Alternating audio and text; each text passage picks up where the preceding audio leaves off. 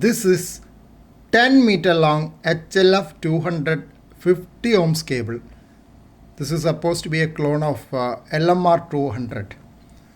This has PL 259 terminations at both ends.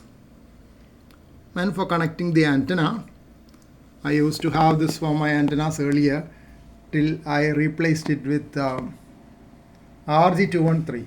I am checking the inductance of this HLF 200 cable from central conductor to central conductor.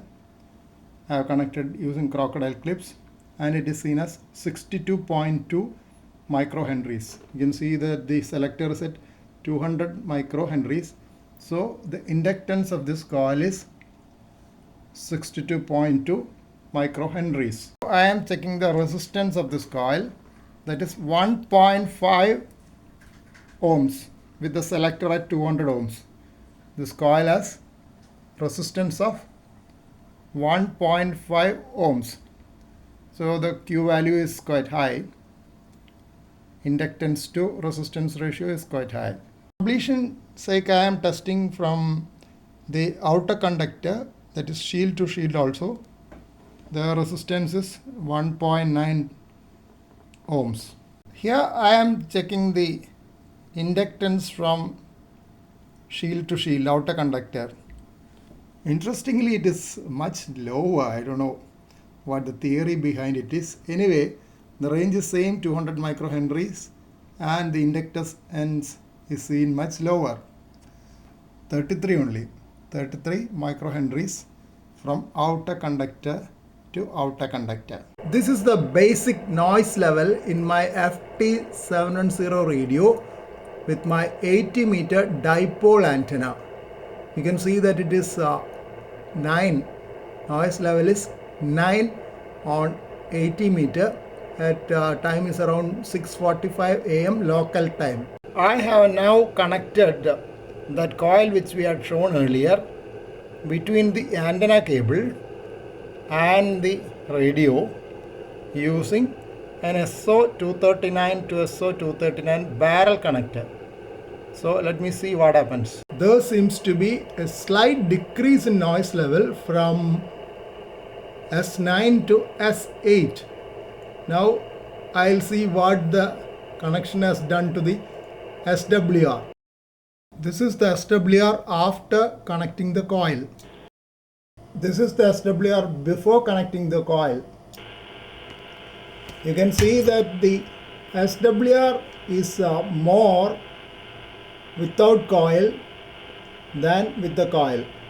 The reason is that when the coil is introduced, it is in adding an inductance, and another reason is that it might be cutting down the power as well, which also is known to decrease the SWR. Checking the nano VNA pattern without the coil. You can see that the minimum SWR of 1.96 is there at 3.570 megahertz, and it is there for some time. We'll see at the other end also. It is 1.858 at 3.460 megahertz also. So for a region of the 80 meter band, that is the SWR without that additional coil of HLF 200 cable. I have added that coil of HLF 200 cable through a barrel connector to the 80 meter antenna. It's interesting to note that the SWR has come down to 1.4 at 3.550 megahertz. That is interesting. Just adding this coil of cable has reduced the SWR, but it may be fooling us because adding a coil and inductance, something like a tuner, but then it is also likely to cut down the RF output because additional inductance is being introduced in the circuit. Anyway, our antenna tuners also work like that. This is the noise level on 7080, our local net frequency, nearly S8, and you can see a thick waterfall signal at 7055. As before, I have connected the coil between the antenna and the radio using SO239 barrel connector. As expected from the previous experiment, you can see that the noise level has come down from S8 to S7 on the same frequency, and the waterfall on 7055 appears to be similar, but I will not be very sure. To Juliet Oscar, VU2JO. VU2 XP the group V to Juliet Oscar. As usual, I am trying out a new experiment.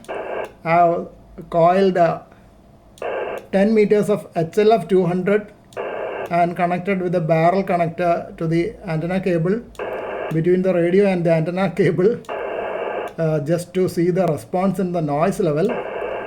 I found 1 S point lesser, but I don't know how it is affecting the transmission. VU2 XPZ, please go at the group V to Juliet Oscar. Dr. John, good morning. I'm very strong at 15 dB കണ്ടു. More strong. Experiment എന്തായാലും transmission side problem ഇല്ല. Receiving side noise കുറഞ്ഞത് മനസ്സിലായി. നന്നായിട്ട് വരുന്നുണ്ട്. 15 dB stable.